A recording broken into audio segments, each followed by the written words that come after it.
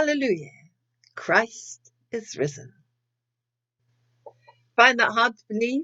Well, you're not alone, because even Christ's followers found it hard to believe. And as we read through scriptures from Matthew 28 and John 20, we've realized how difficult it is, even for those who knew him personally, to believe that he was actually going to be raised from the dead after he told them so many times that he was going to do just that. It's exciting. Let's see how it goes. Over and over again, Jesus has been saying, I'm going to rise on the third day. Now here we see it is the third day after Jesus' death, the morning of the third day. And where are they all?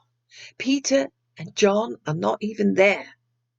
Nobody's there except Mary. And she's only gone there to pay her respects. When she gets there, the tomb is empty.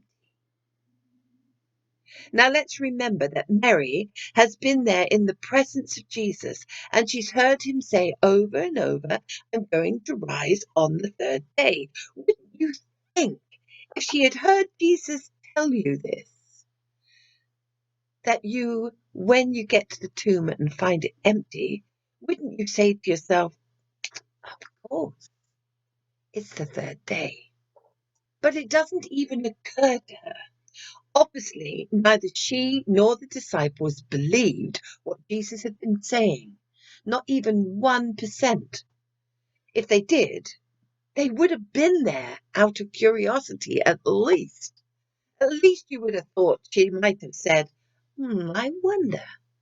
But what she thinks is, they've stolen his body. Now, we find this story quite funny, mainly because we find it hard to put ourselves in her shoes. Most modern people might say Happy Easter, but that doesn't mean they believe in the resurrection. At best, they would take it to be metaphorical. We are scientific people, and we can't believe in someone actually being raised from the dead. Scientific people don't believe in miracles. We live in a time when the resurrection isn't conceivable. Now, the generation of Christ's time may not have had a scientific view, but they did have their own worldview. The Greeks, for example, they believed that salvation was the release of the soul from the body, because the body is bad and the soul is good. And therefore, salvation is a liberation of the soul. So the idea of resurrecting a body is stupid. The Jews were different.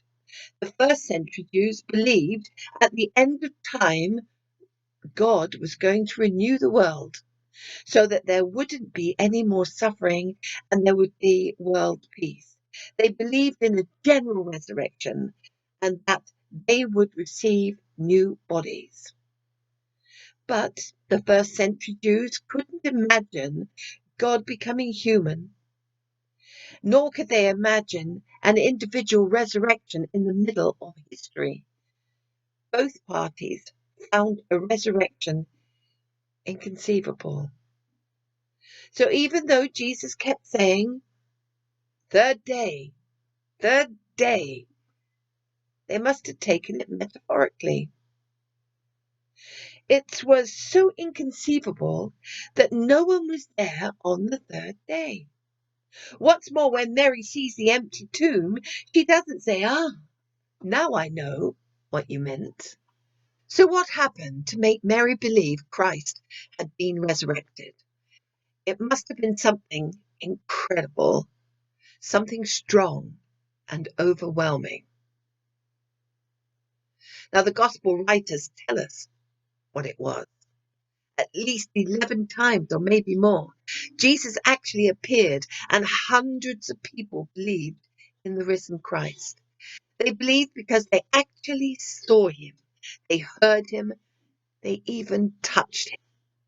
The thousands more believed because of the eyewitness testimonies of their friends and their neighbors. It was this that overwhelmed them and smashed their worldview. And by the way, we too have the same testimonies and the same eyewitnesses in the Bible today. How can we be sure it's the truth, though, and not just some made-up story? Well, the main proof is Mary herself. In that day, if you were going to make up an account of the resurrected Jesus in order to get a following, to have people believe that Jesus was raised from the dead, the last person on earth you would pick for your first eyewitness would be Mary Magdalene. That would have totally destroyed any credibility to the account. So the only reason to say she was the first to see Jesus was because she really was the first person. Matthew 28, verses 1 through to 17. After the day of worship, as the sun rose, Sunday morning, Mary from Magdala and the other Mary went to look at the tomb. Suddenly there was a powerful earthquake. An angel of the Lord came from heaven and rolled away the stone.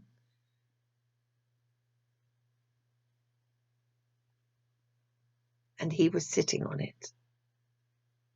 He was as bright as lightning, and his clothes were as white as snow. The guards were so deathly afraid of him that they shook. The angel said to the women, "Don't be afraid.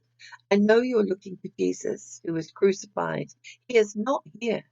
He's been brought back to life, as he said. Come, see the place where he was lying. Then go quickly, tell his disciples that he's been brought back to life. He's going ahead of them to Galilee. There they will see him. Take note that I have told you."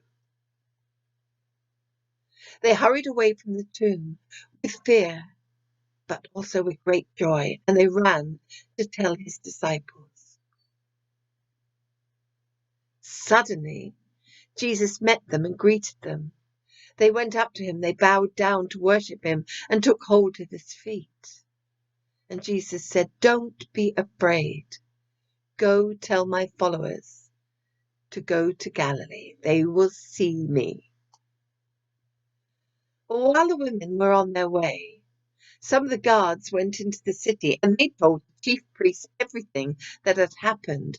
And the chief priests gathered together with the leaders and they agreed a plan. They gave the soldiers a large amount of money and told them that Jesus' disciples had come at night and stolen the body while they were sleeping. And they added, "If the governor hears about it, we'll take care of it, and you'll have nothing to worry about." The soldiers took the money and did as they were told, and their story had been spread among the Jewish people even to this day. The 11 disciples went to the mountain in Galilee where Jesus told them to go. When they saw him, they bowed down in worship, though some had doubts. Matthew tells that a story went out about the guards falling asleep and the disciples stealing the body. Now, if you were going to make up a story, you certainly wouldn't make up a story that sounds that plausible. The tomb was obviously empty. And in Matthew verse 17, it says that Jesus got all his disciples together, and when they saw him, they worshipped him. But some doubted. Now, strangely enough, we all believe if we saw a miracle, we would just believe it, wouldn't we? If Jesus showed up, I wouldn't have a problem in believing. Everyone in the world believes that if Jesus showed up and let them touch him, then there would be no doubts. Now, the only people who could say, you can see the risen Lord and still have doubts, are the ones who actually have seen him. No one ever making up the story would ever write this. It makes them all look stupid. The reason these words are written, some doubted, was because some people still doubted, even though they saw him. All the evidence in the world cannot bring certainty. Faith, though, is not blind. It has evidence. Now, when Thomas said, I doubt, Jesus didn't say to him, how dare you? You ought to just believe. No, he said, come, touch me. Christian faith rests in the truth that the resurrection of Jesus actually happened. The only hope for the future, for world peace, the only way you can be sure that decaying bodies will be resurrected is if you know Jesus lives. But Christian faith also comes from grace. Let's look at Mary. In some ways, she's a spiritual seeker. She's looking for Jesus. She's searching everywhere. She won't go home. She's crying. She's even going to take on the gardener. I don't care if you took the body or not. Just give him to me. She's seeking him, but unless he breaks in, she's never going to find him. She's never going to find him because, like so many of us, she's looking for the wrong Jesus. She doesn't really know what he is like. Right now, she's in the middle of a disaster. She has angels in front of her and the Lord standing next to her. And yet she feels alone. She's about to be made the most famous person in the world, and she feels abandoned. In fact, when she sees Jesus, she thinks he's the enemy, one of the grave robbers. She's passionate. She loves Jesus, but she is totally spiritually blinded by the situation. She has no idea that God is working. But look how Jesus comes after her. He didn't say, seek and you shall find. It's salvation by works. It's not us finding him. No, it's him finding us. He asks, why are you crying? Who are you looking for? Notice it didn't happen by Mary asking, teacher, and Jesus then responding with, oh, hi, Mary. No, it's Mary. And then she replies with teacher. He calls to her. He opens her eyes. Salvation is always by grace. What better way is there to show that salvation is by grace and not by works than to choose Mary as his first missionary? Peter, John, Mary were there together. Jesus was there, but he didn't show himself till Mary was alone.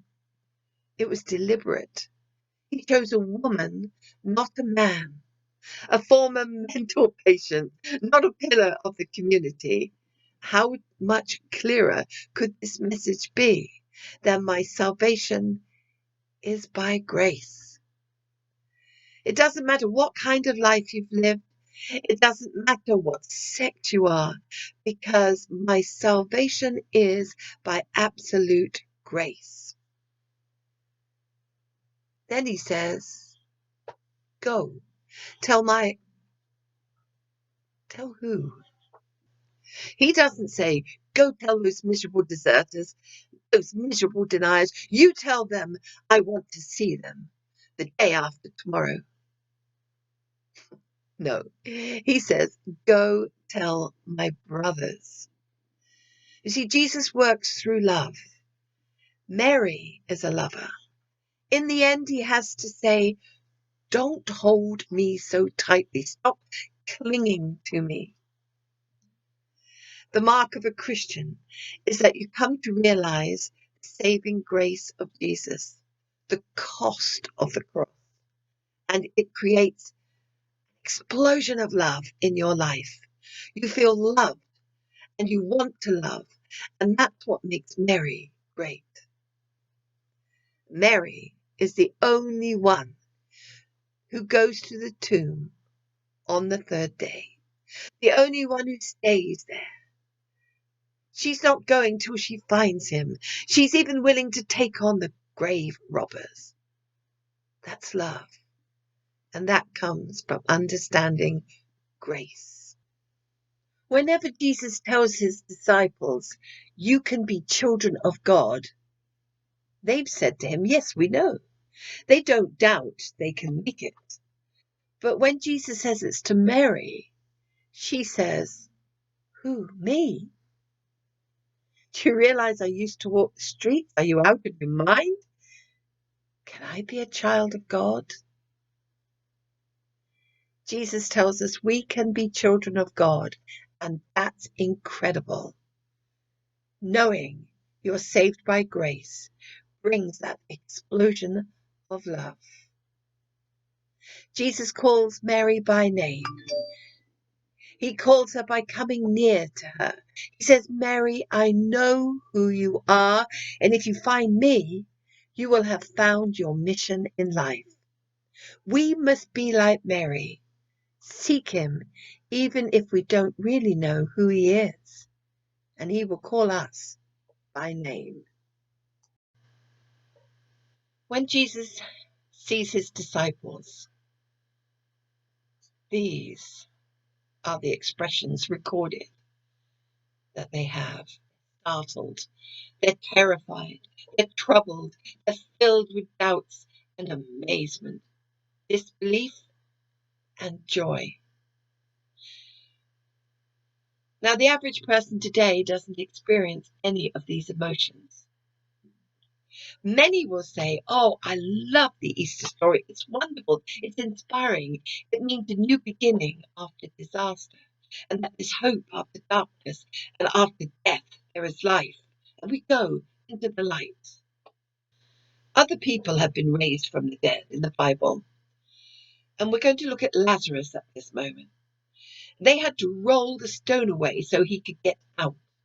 They had to remove all his bandages, untangle them so that he could speak, so that he could move. But Jesus' grave clothes, they're in the tomb, folded. Now later on, the disciples become terrified because Jesus, he walks through the walls into a locked room. Now the reason the stone was rolled away from Jesus' tomb on Easter Sunday was not so that Jesus could get out. Is that what you thought? No, it's so that we could go in.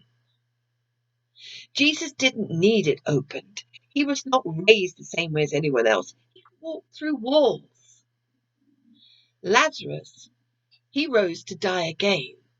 But Jesus, he broke the grip of death. He destroyed death. He can walk through walls. How come? Because he now lives in a whole new realm that's beyond decay, beyond time, even space. But Jesus is debating, he's arguing with the disciples about their doubts. Why are you troubled? Why do you have doubts in your mind? Look at me, see my hands, touch me. By the way, do you have anything to eat? Repeatedly, he is arguing with them because he wants them to know I'm really raised from the dead, not just spiritually, not metaphorically. I'm really here. I'm physically here. I have risen from the dead. So interestingly, when Jesus showed up, none of the disciples nor the women said, We knew you could do it. No, they were frightened. They were startled. And even after Jesus says, touch me, see my wounds, they don't say, oh, well, yes, we do believe. But no, that's not what happens. After the first part of the debate, they still don't believe. Well, of course they didn't, because to the Jewish people of the time, individuals did not get resurrected. It wasn't possible. They believed in the end time resurrection, when everyone would be raised from the dead together. No, we don't have a view of accepting resurrection. Neither did they. And the Greeks and the Romans, they definitely did not believe in a bodily resurrection either. So no matter how much they wanted it, they would never have imagined it.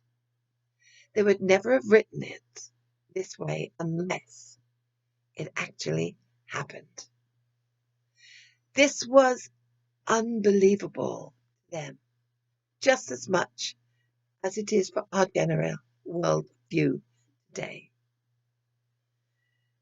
In John wrote 1 John 1,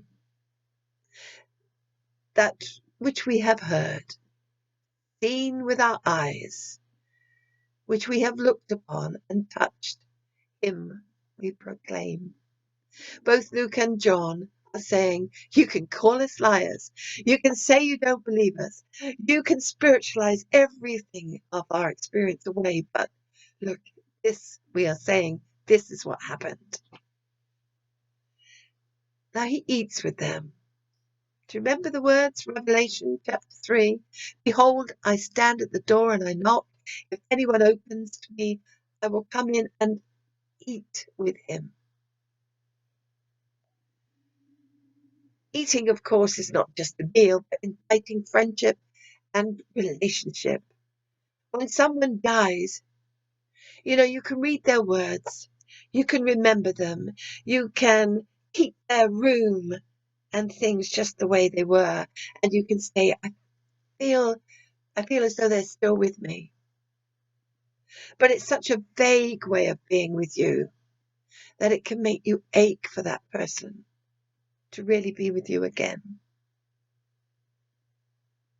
But Jesus says, I was dead, but I'm not anymore, because I'm resurrected and you can actually have me, not in a vague way, but really have me in your life. Now, it's a historical fact, isn't it, that Christians have lost the tomb of Christ. How can that be? When wise men, teachers, or anybody important, when they die, the followers make a shrine from their tomb, from their graves, a place to go to as a pilgrimage. But when Jesus died, there were about 50 tombs in Palestine, and no one knows, even 100 years later, which one was Jesus' tomb. And the reason no one knows is because the Christians ignored the tomb. Now just think about it. Let's try and understand. When you have a child and they're living at home, there's nothing really special about their room. You go up into the bedroom, you see the mess, you see the shoes on the floor, and you think, why don't they pick these things up? The room means nothing. But if that child dies, the room becomes very important. You walk into the room and you don't see the mess. You don't see the shoes on the floor. You say, oh, his shoes.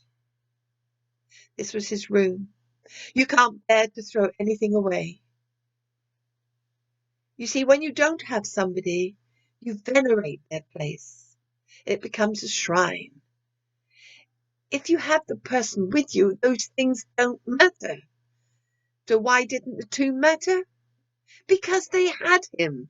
They treated him as if he was alive. And that was because he was. He is. Now, he sends them out as witnesses. completely changed by what they've seen. They had seen the resurrection. How does it change your life? If you believe in the resurrection, you're freed from the material world. You know, basically, most people are running around saying, I have so much to do, so much I want, so many places I want to go to. I want to make lots of money. I want to be famous. Oh, and it can make your whole life frantic. When tragedy happens in your life, you realize your dreams are not going to happen. It brings great despondency. And what if the resurrection, though, is true? A new body, a new life, hope. You're not going to miss out on anything. So just chill, just relax. Jesus is going to restore all things, bring in a new world, a new physical world. Right, in verse 41, Jesus says, look at my hands and my feet.